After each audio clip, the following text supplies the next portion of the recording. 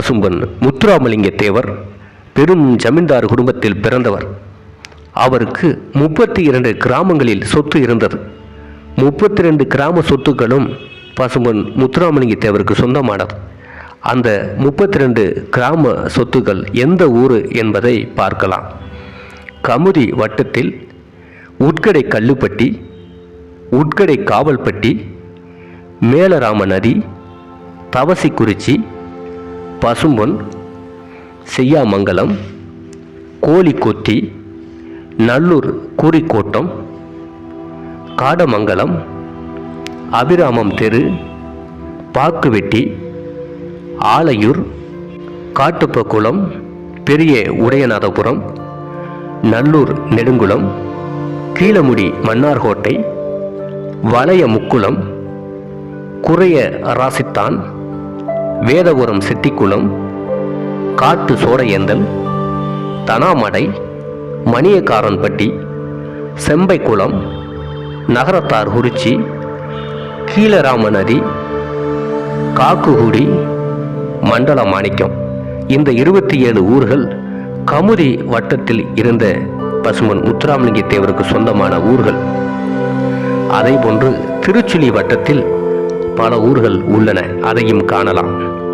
சிட்ட Vannankulam, Narikudi, புளிச்சிகுளம், we Manakulam போன்ற ஊர்கள் திருச்சுழி வட்டத்தில் தேவருக்கு இருக்கக்கூடிய சொந்த ஊர்கள். அருப்புக்கோட்டை வட்டத்தில் மேல பார்க்குளம் என்ற ஊரும் இருந்திருக்கிறது. இவ்வாறு 32 கிராமம் அனைத்தும் பசும்பொன் முத்துராமலிங்க தேவருக்கு சொந்தமானது. இதில் மொத்தம் நஞ்சை புஞ்சை நிலங்களின் அளவு 1832 ஏக்கர் 63 சென்ட். 1 ஏக்கரை வைத்துக்கொண்டு கிராமங்களில் ஆடுகிற விவசாய பெருமக்களின் ஆட்டமே பெரும் ஆட்டமாக இருக்கும். ஆனால் 32 கிராமத்து இடங்களை கிட்டத்தட்ட 1832 ஏக்கர் வைத்திருக்கிற ஜமீன்தார் பசும்பொன் முத்துராமலிங்க தேவர் மிகவும் தன்மையுடன் பெருந்தன்மையுடன் நடந்தவர்.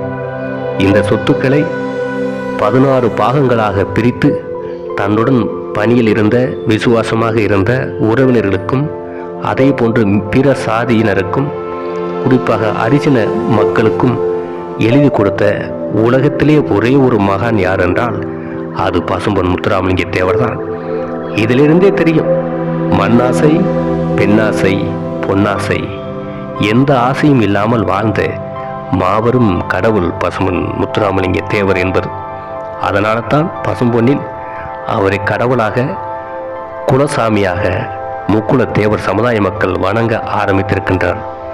தேவர் சமுதாய மக்கள் மட்டுமின்றி அனைத்து சமுதாய மக்களும் அரசியல் தலைவர்களும் பசும்பொன் முத்துராமலிங்க தேவரை கொண்டாட காரணம், இவர் போன்ற ஒரு உத்தம தலைவர் அரசியலிலும் ஆன்மீகத்திலும் நிஜ வாழ்க்கையிலும் உலகத்தில் ஒருவர் கூட இல்லை என்பதுதான் சரித்திரம்.